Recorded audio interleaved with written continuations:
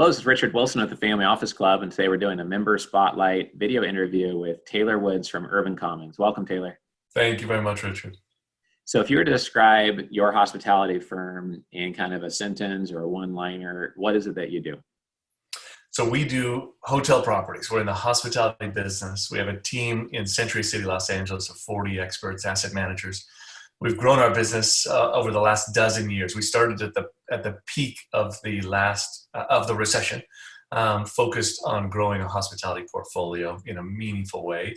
We've grown to $2 billion in assets under management. We have a phenomenal team of experts that have capability to add value in any market, actually, depending on, we don't try to time the top and the bottom of the market. We create value, add value, create lift, no matter what we do. But of course, we love opportunities like the 2008, 2009 opportunities, and then of course 2020 here upon us leaves some phenomenal opportunities in front of us. Sure. Yeah, that makes sense. And about how many investors have you served or closed on your deals over the last 12 years? I'm just curious. It's a good question. So we have over 200 investors that have worked with us. We typically, or traditionally, we're working with smaller individual friends and friends network of investors. We may even have reached up to 300 or so of investors in a smaller bite size. And then over the years, we've kind of evolved that into larger commitments. So our investors today are doing 1 to 10 million kind of range on an average kind of basis. Right, great. And hospitality has a pretty broad scope. There's some firms that just focus on very high-end hotels. There's some that focus on motels and very low-end and kind of 40-unit type locations. I know you're in core cities, but what types of assets are you acquiring in those cities? Good question. So we love 3-star, 4-star, full service, nationally flagged, or conversion to nationally flagged with the prominent brands. Marriott, Hilton, Intercontinental. We throughout those 3 franchise families, of course, there's a lot of brands we can choose from. But we focus on core markets, kind of the stable, very easy to predict, easy to forecast, easy to determine kind of growth trajectory in line with market dynamics in those markets. Okay, great. And then I have got a 2-part question I'm just curious about. You have $2 billion in assets acquired, all in hospitality. So obviously you have some expertise there. What has been your competitive advantage or edge that's allowed you to grow to $2 billion when most people stop at 2 to 3 hotels or 100 million or 200 million in assets? And combined with that, since you started in 2008, how much is that competitive advantage really tied to your roots at, starting during, the last large recession? It's a good question. So during the last recession, we focused on local markets, more LA, San Diego, San Francisco. That's close to home. It was easy for us. The opportunities that we saw in those markets at the time were very easy to identify. They were discounted. They were struggling. There were opportunities all over the place. In kind of the next 2, 3, 4 years, then we changed and pivoted our focus toward adding value, brand conversion, upgrading, up-branding in many cases, and then also in other markets, Colorado, Texas, Florida, Greater New York, Tennessee, Washington, Oregon, Utah.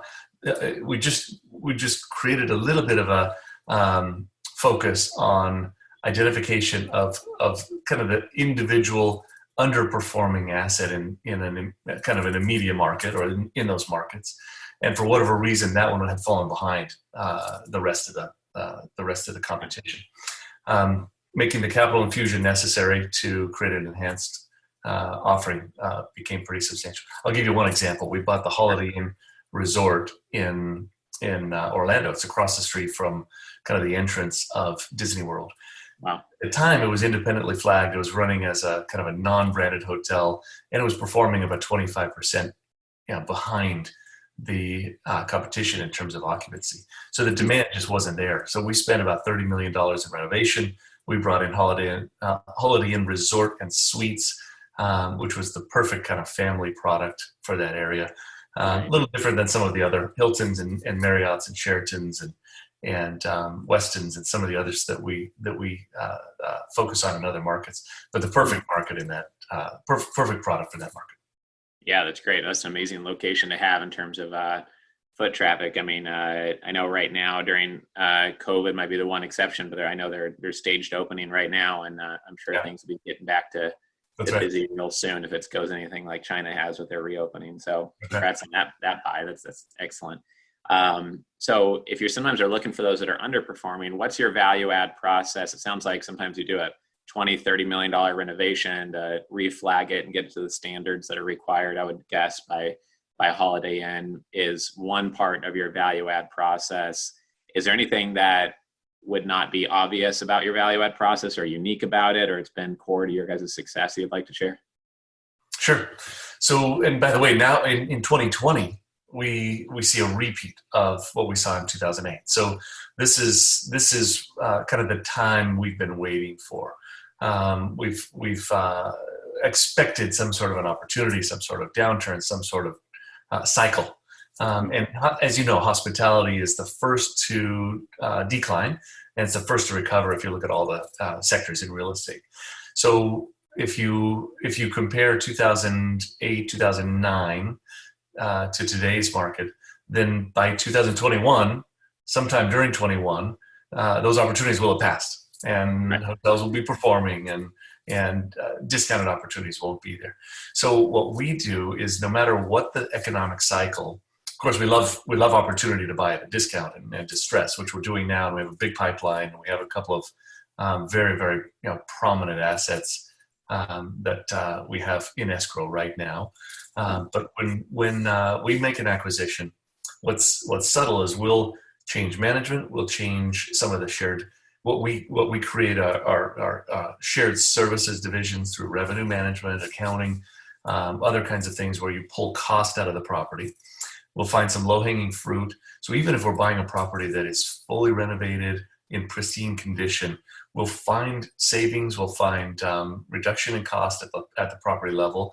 We'll find a way to add a few more rooms, add some more meeting space, whatever the market drivers might be, with in some cases very little capital expenditure, and then send the property forward on a trajectory with higher revenue. But they should be. Like if you sold your whole portfolio and you went to invest in someone else's, what is that sharp question that you would ask them? It's a good question. We tend to think in terms of the opportunity, right? Are we buying right? Are we buying in the right location? Location is always important to us. Right. And then is it possible to always time everything correctly? So it's not. You can never time the bottom. You can never time the top of those market cycles. So how do you really add value, and how do you really identify opportunity?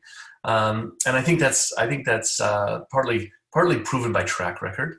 If you look at all 40 or so of the property acquisitions that we've done, if you aggregate together, we're in kind of the 25 to 30% IRR range historically, and I don't think that's possible unless you really identified true Right. opportunity to create value. And sometimes you have to create it completely out of the blue. And in some cases, we'll have a property that has an adjacent land component that can be used for a completely other purpose. It could be used for expansion. We could build additional rooms, additional space, additional ancillary revenue into the Right. properties. You may know, viewers may not know, but we operate and run the Queen Mary in Long Beach, which is the cruise liner, but it's permanently moored in Long Beach. It's a 365 room hotel. The hotel does about $15 million a year in revenue, and then we have about $45 million of ancillary revenue that is part of the surrounding facility, and that comes through concerts and events and Halloween spectacular kind of haunted houses that we set up throughout the facility. So another $45 million on top of the $15 million in revenue just from rooms, nightly guests. Yeah, I've never heard of someone doing that, so that's incredible. I've heard of people having like a moving stage thing on like a barge type creative idea, and then it pulls up and they do something temporarily. And in Miami, near the Intercontinental, there's a big yacht, and I know that you can host events in the yacht, but I've never heard of what you said. But we're about to open an office in Scottsdale, so I'll be in your area more often. Good. That side of the U.S. I'll have to take a look at that sometime. That's great. My last question here is $100,000 piece of advice for investors that are listening to this. What is a big piece of value we could leave people with when it comes to hospitality? It could be about due diligence or the markets or the type of asset or who to trust, et cetera. Good. So I would say $100,000 piece of advice, probably two or three pieces. Number one, now is that opportunity. There's some fear in the market. There's some opportunity in the market. And we were waiting the last 2-3 years. We were waiting for this cycle to hit. So this is the opportunity. We immediately locked up some properties during this window, and these are properties we wouldn't have seen in normal course. They're in core markets. They're in growth markets. They're in high investment markets. So I would say number one, now is the time, and number two, this is there's a way to be somewhat predictable about what happens. We stay away from tertiary markets. We stay away from sub-tier brands. We stick with kind of the core bread and butter, high growth markets in terms of population growth, technology investment. Those kinds of things are driving certain markets in the U.S.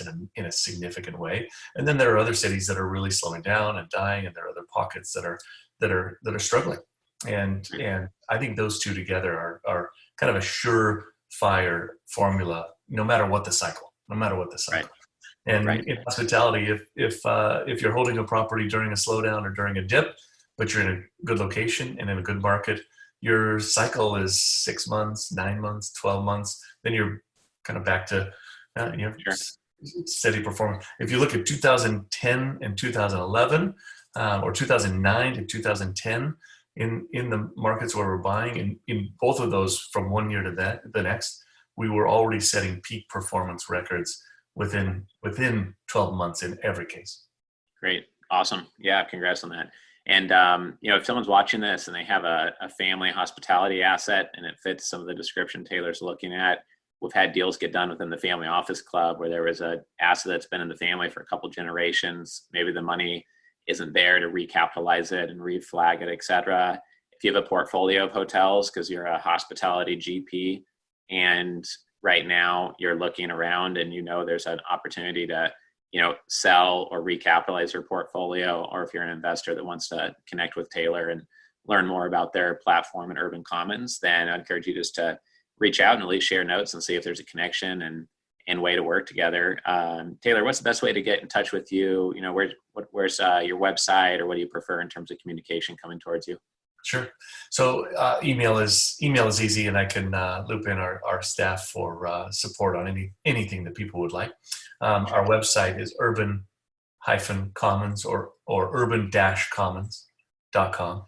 And then my email address is taylor@urban-commons.com.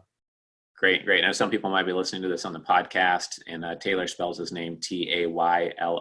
So Taylor at urban/commons. -commons.com. Great. Well, I appreciate you being here, Taylor, and thanks for being on the discussion panel yesterday. We have hospitality families that come through the family office club and sometimes are looking to co-GP.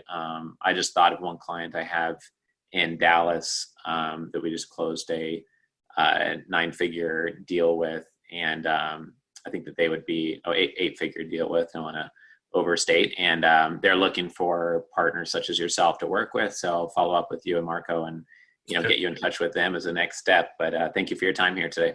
Thank you as well. No, we've greatly appreciated the relationship. We have existing relationships in the family office club, and our ability to partner and be flexible allows for exponential growth. So in the last dozen years, the only way we got from literally zero to 2 billion today with as much capacity as we've been able to take on is really through very, very friendly relationships, partnerships, and that's a core part of our business. It's just working closely with people that we like and trust.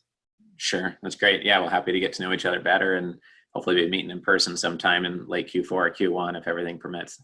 Terrific. Take care. Bye, Thank Tyler. you so much, Richard. Okay, bye-bye.